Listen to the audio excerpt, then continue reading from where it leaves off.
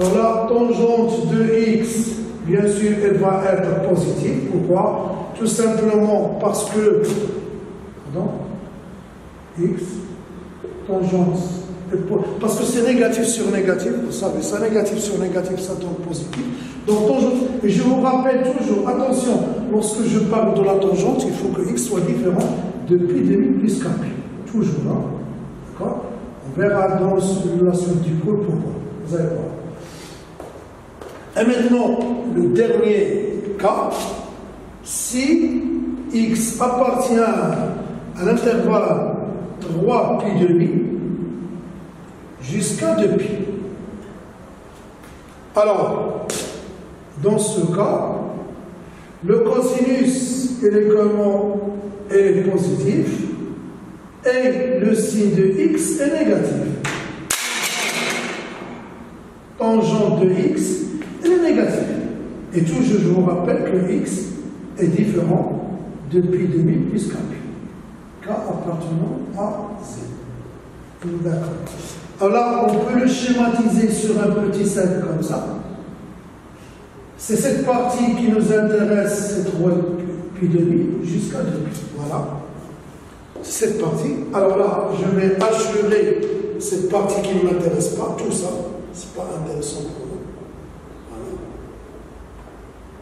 Voilà. Donc, ce qui nous intéresse, c'est ça.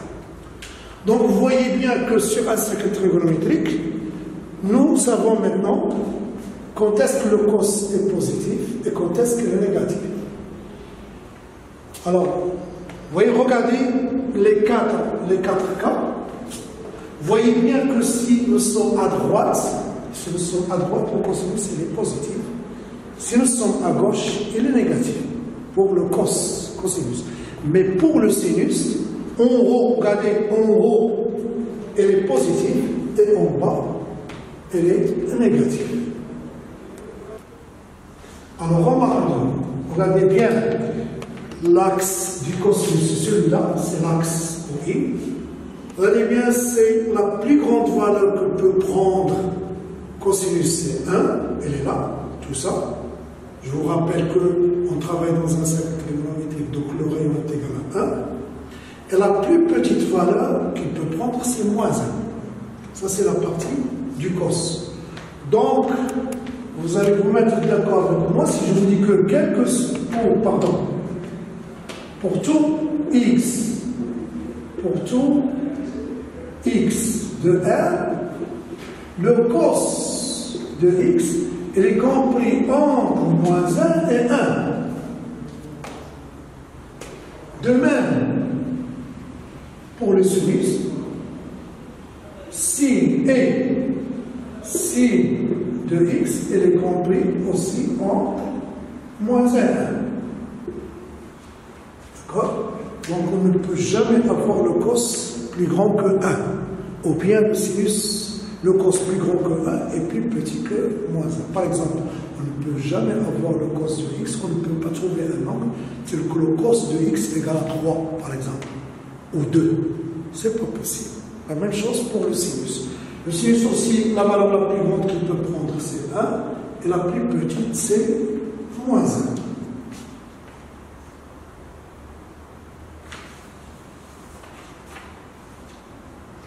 Alors maintenant, propriété, ce petit 3, on va parler des propriétés.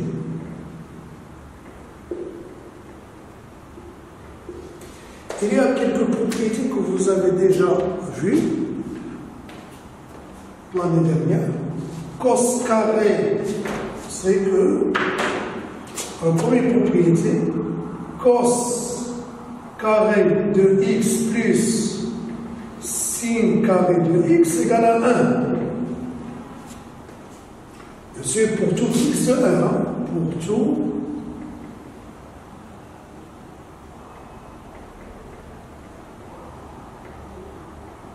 tout x de 1.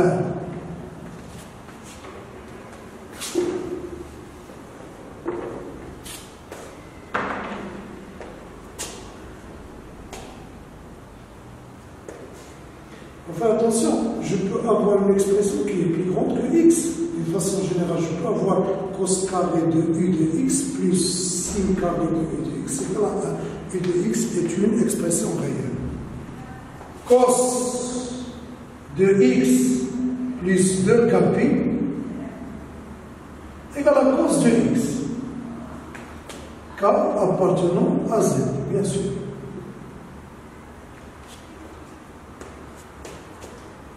Deuxième propriété. Troisième propriété, il nous permet une relation entre tangente et le cosinus. Alors, cette relation, c'est 1 plus tangente au carré de x égale à 1 sur cos carré de x.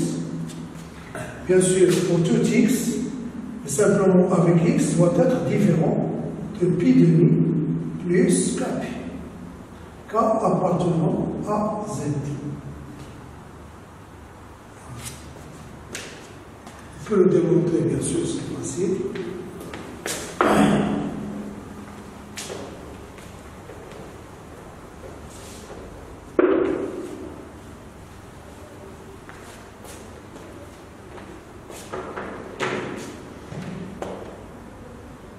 Alors, on va passer à quelques exercices d'application. Alors, premier exercice. Alors, exercice d'application.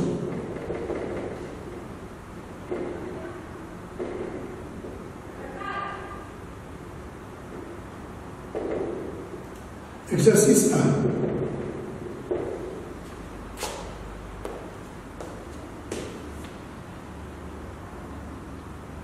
1. Exercice 1. On va utiliser cette propriété, la propriété 1. Nous avons écrit ici cos carré plus sin carré. Alors, exercice 1. On choisit soit x appartient à l'intervalle, on va prendre l'intervalle pi demi pi.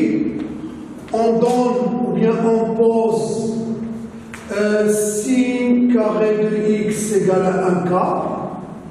Et on me demande de calculer. Je pose calculer à la question. Calculer cos de x et sin de x, sin de x et tangente de x. Voilà. Je répète l'exercice. X appartient à pi demi, ça veut dire on travaille dans la deuxième case. On pose sin carré de x. D'abord une petite remarque avant de donner la réponse. Une petite remarque d'écriture très importante pour éviter une écriture qui est mauvaise. Remarque, avant de commencer la réponse, je répète, remarque, attention à l'écriture cos au carré de x. Regardez, j'ai mis le carré sur S. Ça est égal à cos de x, le tout au carré. D'accord, nous sommes bien, d'accord, c'est facile, c'est juste. Mais, attention,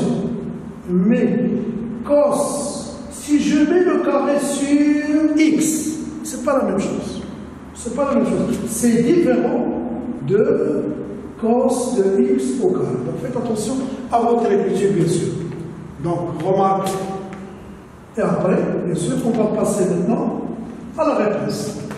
Alors, le but de cet exercice d'abord, il y a deux choses que je veux que vous sachiez. D'abord, comment se débarrasser du carré. Vous savez que, en général, les élèves qu'on met, etc., lorsqu'ils enlèvent le carré, ils écrivent simplement la valeur positive.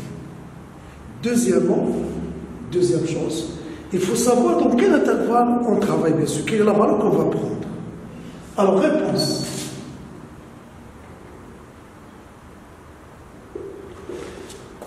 Alors, on va faire appel à quelle formule? On va faire appel, bien sûr, à la première propriété, cos carré plus sin carré égale à 1. On sait que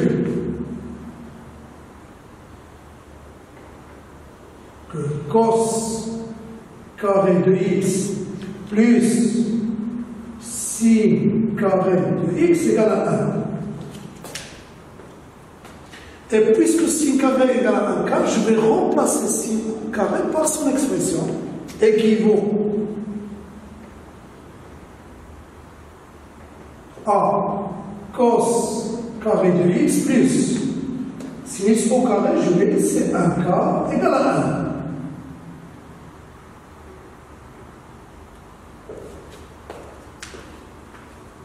Alors, je passe le 1 quart de l'autre côté. Alors, je passe le 1 quart de l'autre côté. Alors, l'écriture devient